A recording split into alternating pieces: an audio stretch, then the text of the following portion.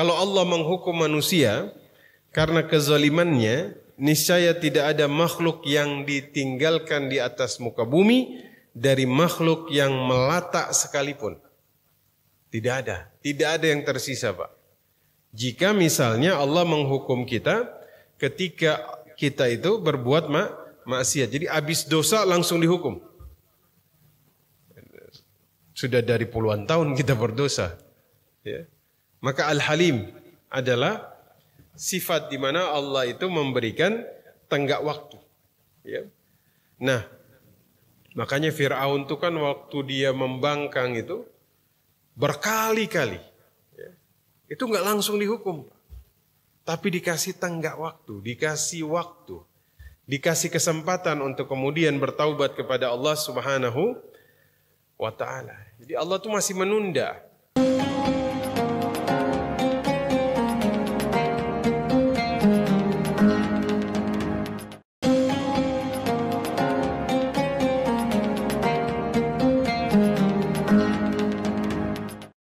Bapak Ibu sekalian, izin hari ini saya bahas bukan muamalah ya.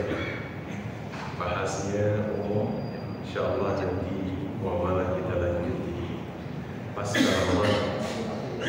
Lanjutkan pertanyaan Pak Captain tentang bank syariah ya. Ada dua orang Nabi yang kemudian berdoa kepada Allah agar meminta surga kepada Allah Subhanahu wa ta'ala. Di mana doanya itu kemudian Allah abadikan di dalam Al-Quran. Sementara dua orang yang meminta surga ini, itu dua orang yang kita tahu dari ribuan nabi. Ya. Dua orang nabi ini termasuk kategorinya Khalilullah. Khalilullah ini kekasih Allah ya. Satu Nabi Ibrahim alaihi salam, yang kedua adalah Nabi Muhammad sallallahu alaihi wasallam. Kalau Nabi Ibrahim itu kemudian berdoa, waj'alni min warathatil jannatin na'im. Ya Allah, jadikan aku termasuk pewaris surga yang penuh dengan kenikmatan. Ini doa Nabi Ibrahim. Kalau Nabi Muhammad, beliau katakan, فَإِذَا سَأَلْتُمُ اللَّهِ, jika engkau minta kepada Allah, فَاسْأَلُوهُ الْفِرْدَوْسِ, mintalah surga Firdaus. Jadi, dua orang yang dikatakan sebagai Khalilullah ya, ini meminta surga. Bahkan Nabi menyarankan kita agar di dalam doa kita meminta surga Firdaus ya. Makanya Nabi Ibrahim itu waktu di akhirat nanti ya, ketika manusia itu meminta dipercepat hisab, kan mereka datang kepada Nabi Ibrahim mengatakan, ya Ibrahim, anta Khalilur Rahman. Berarti punya kedudukan yang istimewa di sisi Allah Subhanahu wa ta'ala. Maka kita lihat Bapak Ibu, apa makna dari Khalil? Ya. Di sini saya mengutip dari Ibnul Adil dalam tafsir Al-Lubab. Khalil itu berasal dari kata khallah. Khallah ini maknanya adalah hajat.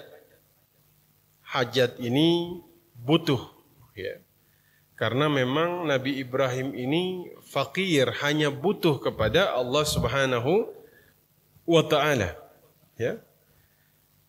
Jadi Nabi Ibrahim ini enggak butuh kepada sesiapapun, butuhnya itu hanya kepada Allah.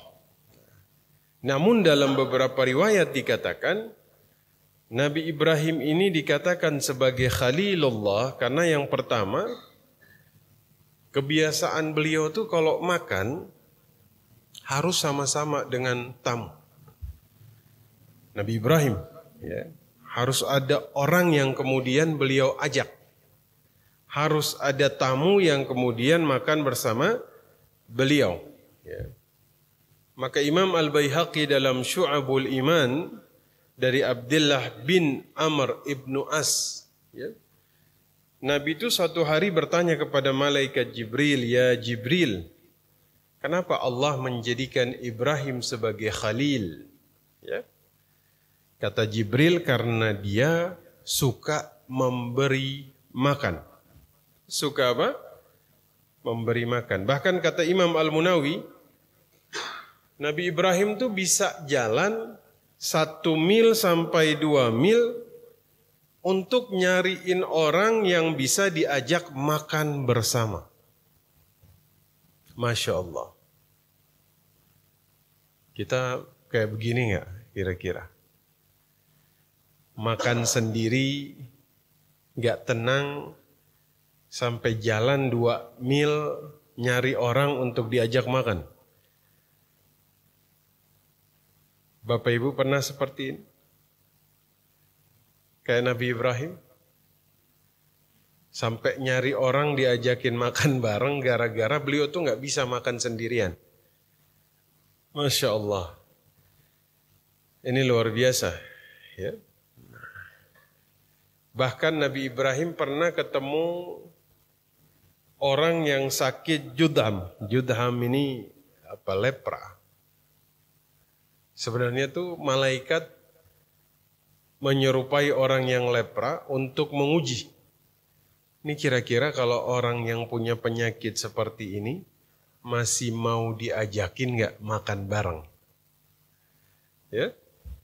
Tapi Nabi Ibrahim justru mengatakan kepada orang yang diserupai oleh malaikat yang penyakitan ini, justru sekarang semakin wajib saya mengajak antum untuk makan. Kenapa? Sebagai rasa syukur karena Allah memberikan kesehatan kepada diriku. Subhanallah. Orang seperti ini masih minta syurga, Bapak Ibu.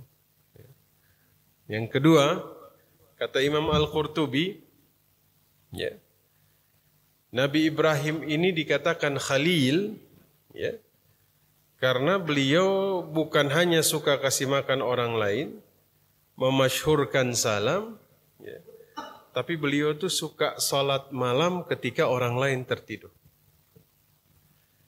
Ya, nah, ini kebiasaan orang-orang soleh tuh ya qiyamul lail. Makanya kita tuh dilatih di bulan Ramadan untuk salat malam. Ada seorang Yahudi, pada akhirnya nanti beliau masuk Islam. Ya. Beliau bilang kalimat pertama yang saya dengar, ya, ketika Nabi Muhammad itu masuk ke kota Madinah, awwalu ma sami'tuhu min Nabi sallallahu alaihi wasallam. Yang pertama saya dengar Nabi itu bilang apa? It'amut ta'am, kasih makan orang lain. Ya. Sambung silaturahim, salatlah di saat orang lain tertidur. Yadkhulul jannah bisalam. Kalian masuk surga dengan selamat. Dan yang Nabi bilang ini adalah semua kebiasaan yang dilakukan oleh orang-orang terdahulu, termasuk Nabi Ibrahim. Ya. Jadi kebiasaan mereka tuh, mereka bisa sholat malam, kata Imam Hasanul Basri, sampai tamu di rumahnya sendiri itu nggak tahu kalau mereka tuh sholat malam. Saking menyembunyikan amalannya. Mereka bisa hafal Quran, sampai tetangganya nggak tahu kalau dia hafal Quran. Nah, itu luar biasa. Maka Nabi Ibrahim, kata Imam Al-Qurtubi, beliau itu Khalilullah karena beliau itu salat malam wannas niyamun, sementara manusia tertidur. Masya Allah. Dari yang kedua ini, kita punya kebiasaan ini. Karena orang seperti ini masih minta syurga. Kadang kita nih ngajak orang lain makan jarang, qiyamul lail jarang. Gak pernah minta surga, terlalu percaya diri. Mudah-mudahan Allah berikan kemudahan kepada kita. Nabi Ibrahim alaihissalam pernah jadi terjadi kekeringan ya. Tidak ada seorang pun yang punya makanan. Ya mereka datang ke rumahnya Nabi Ibrahim minta makanan. Saat itu Nabi Ibrahim minta makanan atau beliau tuh kirimin onta ke Mesir kepada khalilnya. Khalilnya ini maksudnya teman baiknya di sana. Jadi di onta-onta itu ditaruh kantong, nanti diisi gandum. Mesir tuh gandumnya cukup bagus. Dulu Umar bin Khattab pernah terjadi kekeringan di Madinah, beliau impor dari Mesir. Dulu ya. Maka Nabi Ibrahim itu mengirimkan ontanya ke Mesir dengan harapan nanti mereka bisa dapat gandum dari Mesir. Akhirnya budaknya dikirim ya, dengan onta ke kota Mesir. Tapi ternyata di sana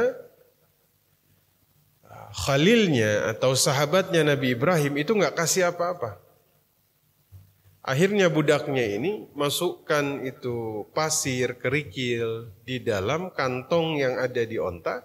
Seakan-akan waktu dia pulang ke rumahnya Nabi Ibrahim itu ada gandum. Akhirnya Bapak Ibu sekalian, waktu di rumahnya istrinya Nabi Ibrahim, Sarah, dia ngecek di dalam kantong onta tersebut, ternyata isinya tuh gandum. Jadi sudah dirubah oleh Allah Subhanahu wa Ta'ala. Ya.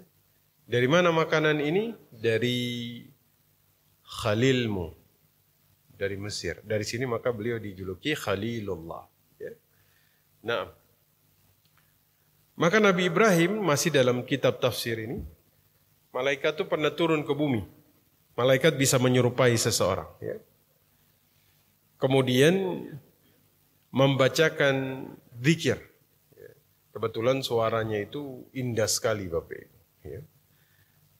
Nabi Ibrahim ketika minta malaikat ini, Nabi Ibrahim gak tahu ini malaikat. Nanti Nabi Ibrahim itu beberapa kali ketemu malaikat dalam rupa manusia biasa. Nabi Ibrahim minta agar malaikat ini menyebutkan sekali lagi zikir yang tadi disebutkan. Kata malaikat ini enggak gratis, enggak cuma-cuma ini.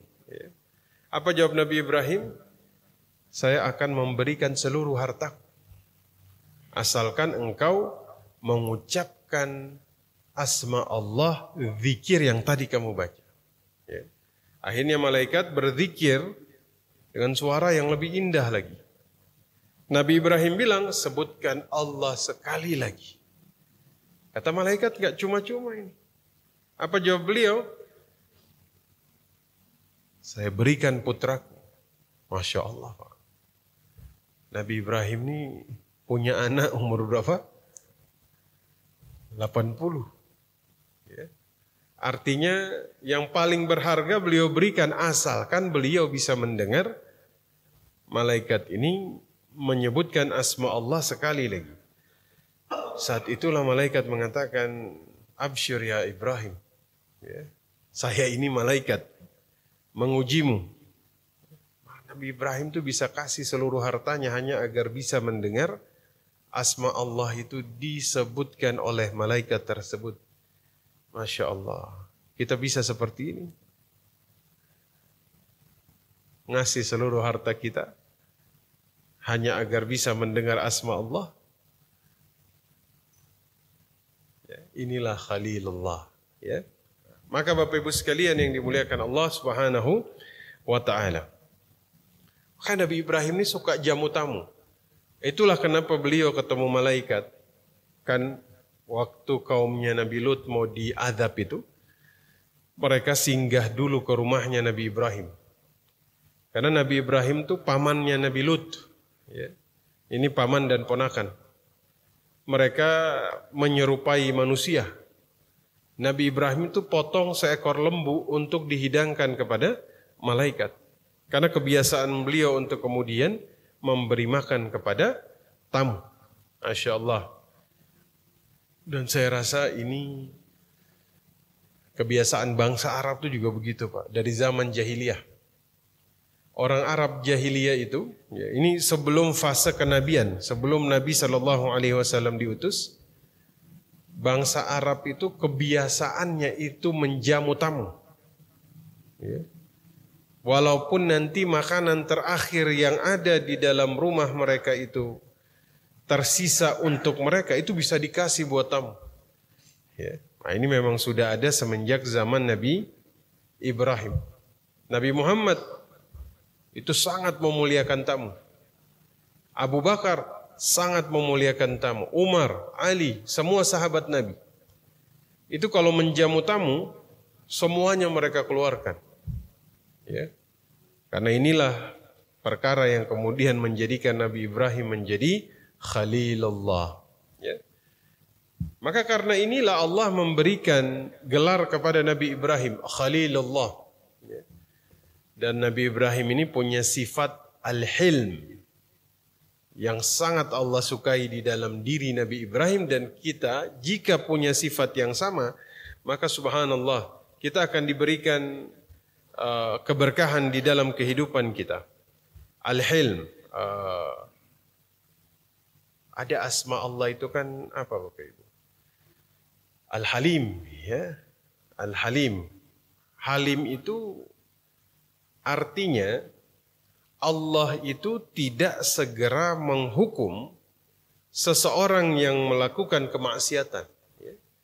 Tapi Allah memberikan tenggak waktu atau dikasih dispensasi waktu. Ya. Kalau Allah nggak punya sifat Al-Halim, Bapak Ibu nggak ada hari ini. Saya sudah nggak ada juga hari ini. Kenapa? Walau yu'akhidhullahu an-nasa bizulmihim ma taraka 'alaiha min dabbatin walakinna yu'akhiruhum ila ajalin musamma. Kalau Allah menghukum manusia karena kezalimannya, niscaya tidak ada makhluk yang ditinggalkan di atas muka bumi dari makhluk yang melata sekalipun. Tidak ada yang tersisa Pak. Jika misalnya Allah menghukum kita ketika kita itu berbuat maksiat. Jadi habis dosa langsung dihukum. Sudah dari puluhan tahun kita berdosa. Ya. Maka Al-Halim adalah sifat di mana Allah itu memberikan tenggak waktu. Ya. Nah, makanya Fir'aun itu kan waktu dia membangkang itu berkali-kali. Ya. Itu enggak langsung dihukum. Tapi dikasih tenggak waktu, dikasih kesempatan untuk kemudian bertaubat kepada Allah Subhanahu wa Ta'ala. Jadi Allah itu masih menunda, maha menunda azab ketika manusia berbuat dosa. Masya Allah. Makanya Nabi Ibrahim itu dalam ayat surat At-Taubah, ya, Inna Ibrahima la'awwahun halim. Itu Allah sebut spesifik sekali. Ibrahim itu hatinya lembut, orangnya penyantun. Ya, makanya Ramadan ini menjadikan kita tuh santun dan lembut hatinya. Ya. Bisa dibayangkan Nabi Ibrahim ditangkap, ya. Beliau dimasukkan ke dalam api, ya. 40 hari beliau di dalam api. Ya. Malaikat itu nawarin, malaikat Zil namanya. Ya.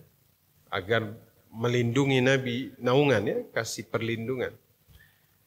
Nabi Ibrahim alaihissalam itu tetap di dalam api tersebut dan beliau bilang, ya, hidup beliau yang paling nyaman adalah ketika beliau itu di dalam kobaran api selama 40 hari. Rasa-rasanya seperti di surga, kata beliau. Ya. Kalau diganggu, ucapannya cuma satu. Ya. Ada yang mencela beliau cuma bilang, hadakallah. Semoga Allah memberikan keselamatan kepadamu. Ya. Nah, ini luar biasa Bapak Ibu sekalian. Ya. sifat yang kemudian membuat Allah menjadikan beliau sebagai Khalilullah. Mudah-mudahan kita punya sifat yang sama. Amin ya rabbal alamin. Ya, kepada orang yang mengganggu kita, ya kita doakan dia. Ya, sehingga dengan sifat ini kita bisa mendapatkan kebaikan. Amin ya rabbal alamin. Nabi yang kedua yang kemudian mendapat gelar sebagai Khalilullah, kekasih Allah, ya itulah Nabi Muhammad sallallahu alaihi wasallam. Ya, satu karena Nabi Muhammad ini orang yang paling berat ujiannya dan paling sabar. Paling berat ujiannya dan paling sabar. Ya. Nabi Sulaiman itu berdoa mohon diberikan kerajaan. Itu doa Nabi Sulaiman. Ya. Minta diberikan apa? Kerajaan oleh Allah Subhanahu wa taala. Rabbighfirli wa habli mulkan. Ya Allah, ampuni aku, anugerahkan kepadaku kerajaan. Jadi beliau minta apa? Kerajaan. La yanbaghi li ahadin min ba'di innaka antal wahhab. Ya. Kerajaan yang tidak dimiliki seseorang pun sesudahku. Maka Nabi Ibrahim itu punya kerajaan yang tidak pernah ada di atas muka bumi ini kerajaan yang bisa menyamai kerajaan Nabi Sulaiman. Karena itu memang permintaan beliau di dalam Al-Quran. Itu Allah nyatakan. Ya. Jadi beliau minta apa? Kerajaan. Nabi Muhammad sebaliknya. Nabi Muhammad itu enggak minta tapi ditawarkan. Beliau enggak minta tapi ditawarkan. Masya Allah. Kata Ibnu Abbas, ya, Anna Allah arsala ila Nabi sallallahu alaihi wasallam malakan min malaikati ma'al malaka Jibril alaihi salam. Jadi Allah mengutus satu orang malaikat dengan malaikat Jibril kepada Nabi sallallahu alaihi wasallam. Faqala lahul malak. Malaikat yang sama malaikat Jibril ini bilang sama Nabi, ya Muhammad, Inna Allah azza wa jalla yukhayyiruka baina an takuna nabiyyaka abada. Allah kasih pilihan kepadamu. Kasih apa? Pilihan. Ya. Masya Allah. Dikasih pilihan. Ya. Apa pilihannya Bapak Ibu?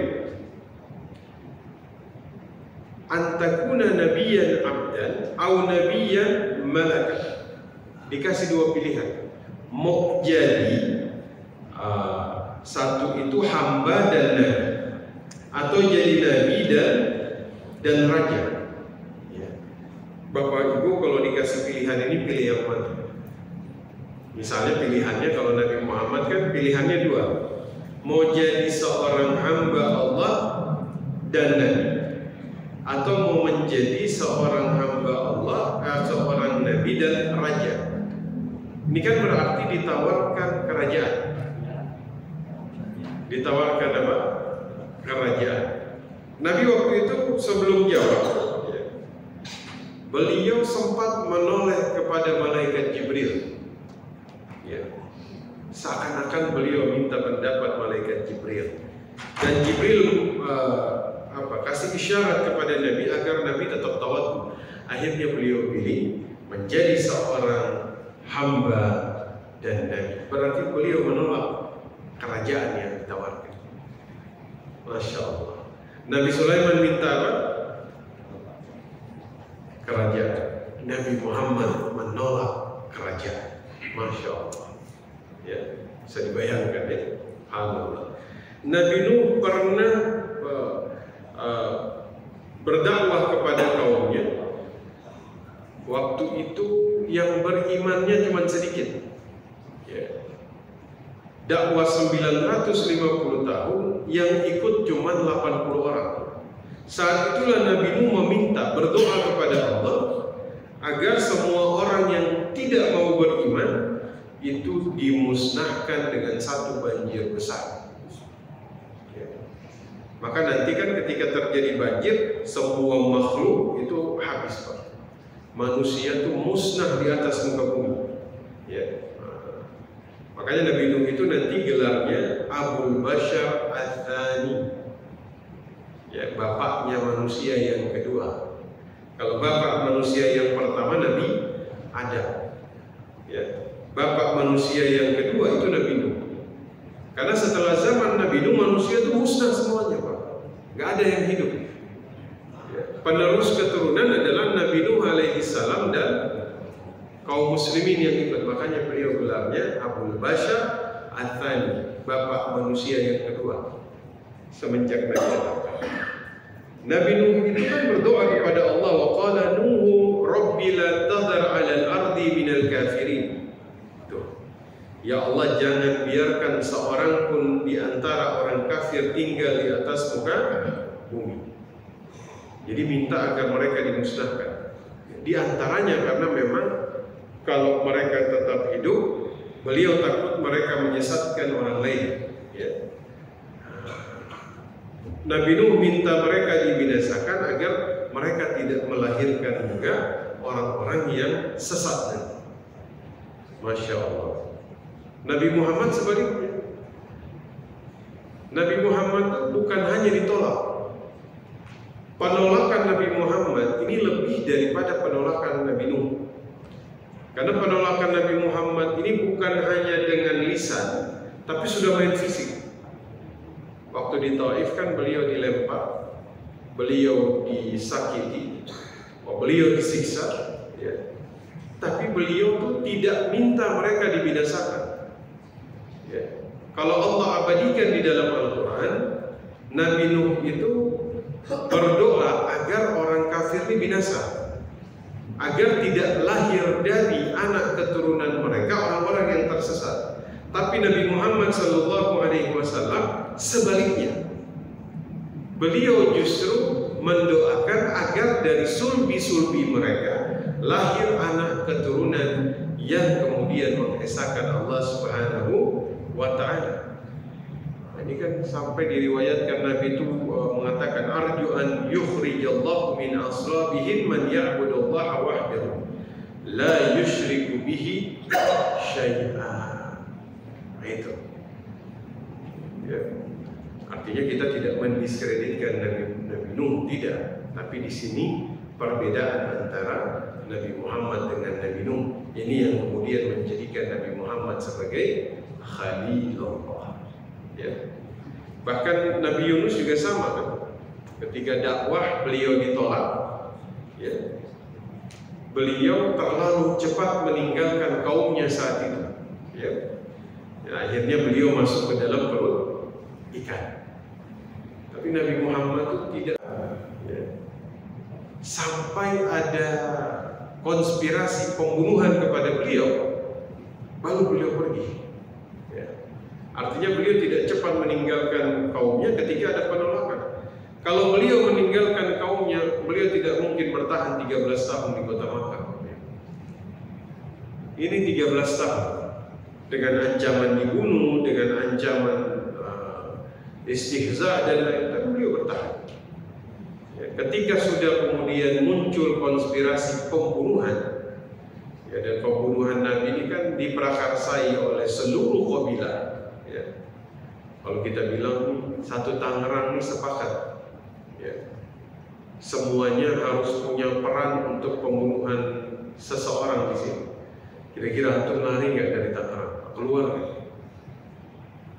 Ini satu Tangerang ini sepakat, dia harus dicari, harus dibunuh, dia keluar. Ya. Nah, Nabi Ayub alaihissalam pernah menghadapi nusyuz. Nusyuz ini ketidakpatuhan dari istri. Ya. Beliau bersumpah akan memukul istrinya itu 100 kali. Itu sumpahnya Nabi Ayub. Ya. Nabi itu nggak boleh menyelisihi sumpahnya.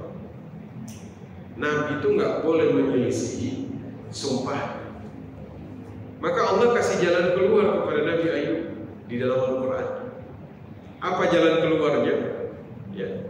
Wa khudh biyadika dighfan fadrib bihi wa la tahnat inna wajadnahu sabiran ni'mal 'abdu innahu awwab.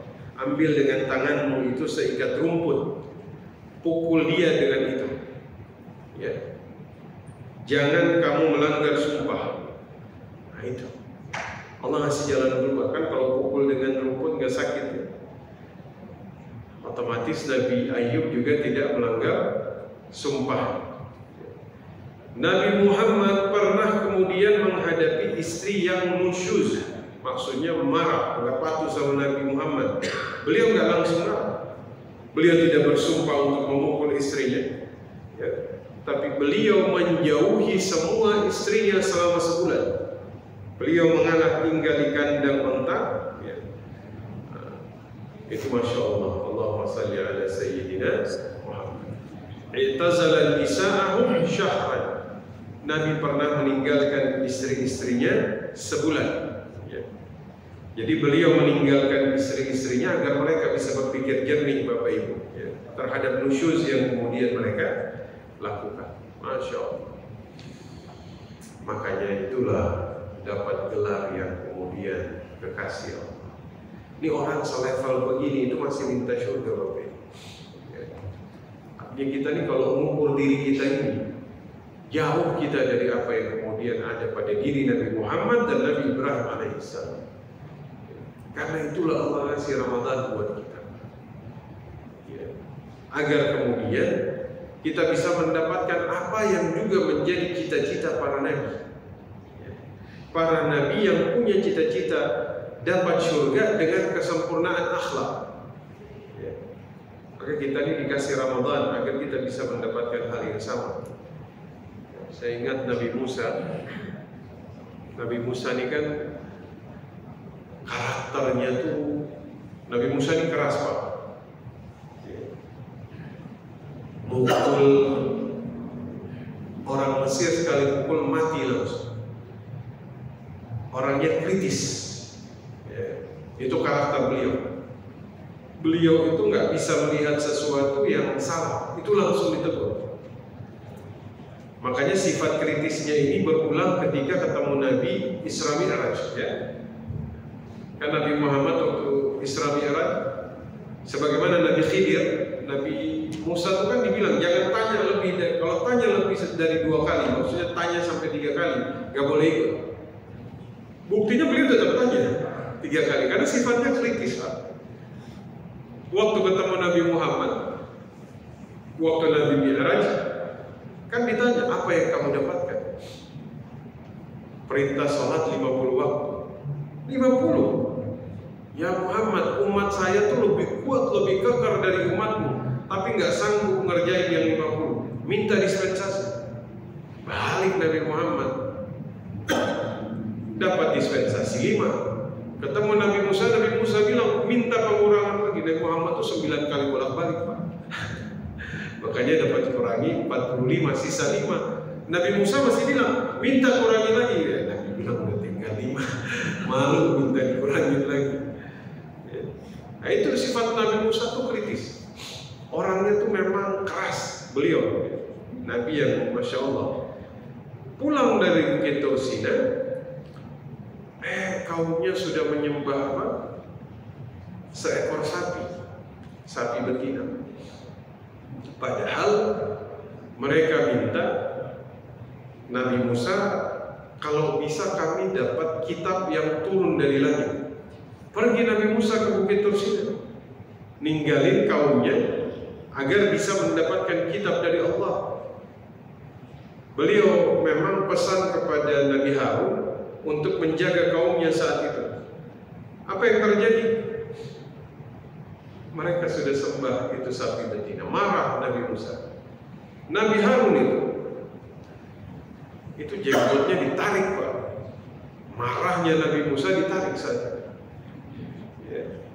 Bahkan kepalanya dipegang. Saat itu dalam surat Taha, Nabi Harun minta Nabi Musa jangan apa. Nabi Harun takut juga, Pak. Nabi Musa dipukul orang sekali pukul mati. Waktu jenggotnya ditarik, kepalanya dipegang, Nabi Harun khawatir, maka Nabi Harun minta kepada Musa, ya, wahai putra ibu, ini panggilan untuk apa?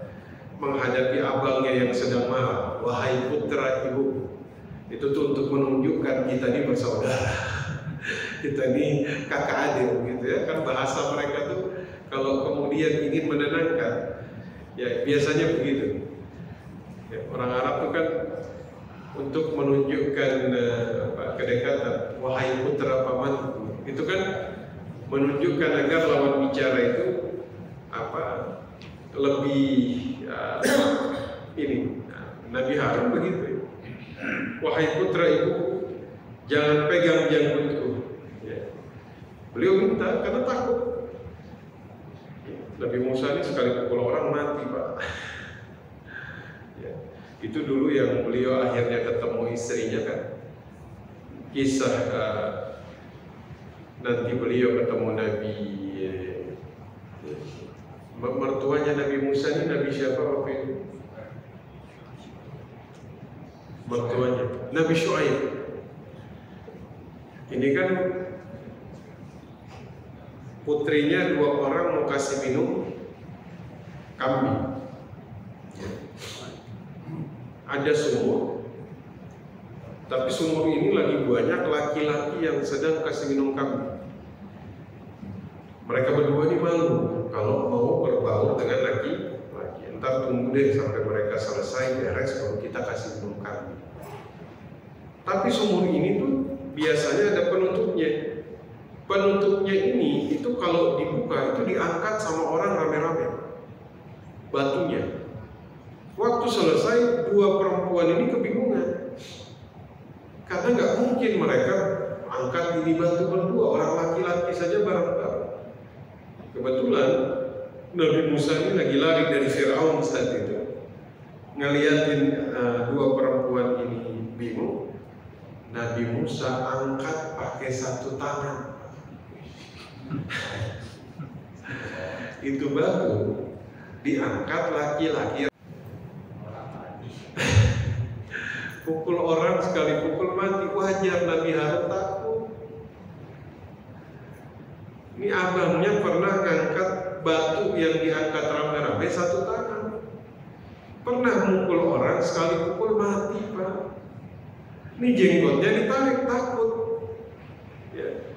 Maka bilang, wahai putra ibuku, jangan ditarik jenggotku. Ya, jangan sampai dipegang kepala. Nabi SAW justru kemudian beliau pernah menghadapi pengkhianatan seperti yang dihadapi Nabi Musa. Pengkhianatan Hatib bin Abi Balta'a. Hatib bin Abi Balta'a ini Ahlul Badar, orang yang ikut di perang Badar.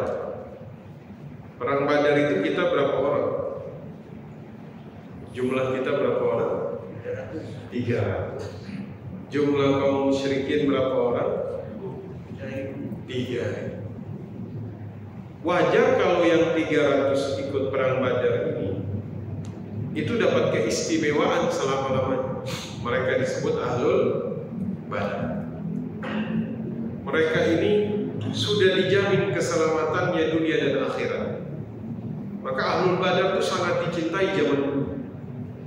Dulu tuh kalau ada keputusan penting, Umar selalu cari mana Ahlul Badar yang tersisa. Utsman, Ali minta pandangan mereka. Karena mereka itu sangat dihormati. Nah, zaman Nabi Muhammad masih hidup, ada Ahlul Badar namanya Hatib bin Abi Balta'a. Kebetulan dia hijrah dari kota Madinah, maka ke Madinah nggak bawa harta. Saat itu terjadilah perjanjian Hudaybiyah. Di mana isi perjanjian antara musyrik Makkah dengan Muslim Madinah, nggak boleh ada yang saling menyerang. Kalau ada yang saling menyerang, kalau Muslim menyerang Makkah, maka semua kaum Muslimin yang hijrah ke Madinah harus dikembalikan. Kalau Makkah yang kemudian menyerang, maka kota Makkah bisa ditaklukkan oleh kaum Muslimin. Akhirnya yang melanggar itu orang Makkah. Ada kafilah dagang kaum muslimin diserang sama mereka. Apa yang terjadi? Nabi bilang ini saatnya Makkah ditaklukkan. Bayangkan, yang dikasih tahu hanya ring 1. Hatib bin Abi Balta'a karena dia ahli Badar, dia ring satu orang dekat. Saat itu dia khawatir, ini kalau rencana ini jadi dilakukan, kan harta saya ada di Makkah. Kalau kaum muslimin masuk Makkah, nanti yang melindungi keluarga dan harta saya siapa? Hanya dia bocor. Dia tulis surat, dia kirim ke ada seorang perempuan musyrikat Makkah, tapi ternyata rencana ini bocor. Yang menarik di sini adalah Nabi punya intel. Siapa intelnya Nabi? Malaikat Jibril. Kasih tahu ada pengkhianatan dari seorang ahlul Badar namanya Hatib. Akhirnya digagalkan pengkhianatan ini, suratnya dicegah sampai ke Makkah. Umar saat itu bilang kepada Nabi, ya Rasul, siapa yang berkhianat, ya, biar saya penggal lehernya. Kata Nabi, ya Umar, yang berkhianat itu ahlul Badar, Hatib. Artinya dia dimaafkan. Masya Allah. Lihat bagaimana baginda Nabi Sallallahu Alaihi Wasallam itu begitu bersabar menghadapi kaumnya. Orang sederajat ini saja masih minta syukur. Kita kadang-kadang terlalu percaya. Ya, mudah-mudahan Allah berikan surga kepada kita semua. Amin ya rabbal alamin. Ya, Ramadan ini semoga kemudian membuat kita tidak hanya mendapat jannatun, tapi juga junnatun. Junnah itu perisai yang kemudian membentengi kita dari godaan syaitan. Tidak hanya dapat jannah, tapi dapat junnah, ya, benteng yang menjadi penghalang antara syaitan dengan kita semua. Amin ya rabbal alamin. Saya kira karena ini umum, ya, terkait dengan akhlak, maka pertanyaannya ditangguhkan nanti pada saat bab muamalah. Sepakat Bapak Ibu? Baik. Mudah-mudahan Allah mudahkan juga. Kita doakan Pak Haji, beliau operasi ya pagi ini ya? Ya, Besok ya. Persiapan. Kita doakan beliau dimudahkan dalam operasinya. Allah kasih kesembuhan, bisa beraktivitas lagi di sini seperti biasa. Ya. Amin ya rabbal alamin. Allah kasih kesembuhan yang tidak menyisakan rasa sakit sama sekali. La ba'sa tahuran insyaallah. Mari kita tutup dengan doa kafaratul majlis. Subhanaka Allahumma wa bihamdika asyhadu an la ilaha illa anta astaghfiruka wa atubu ilaik. Assalamualaikum warahmatullahi wabarakatuh.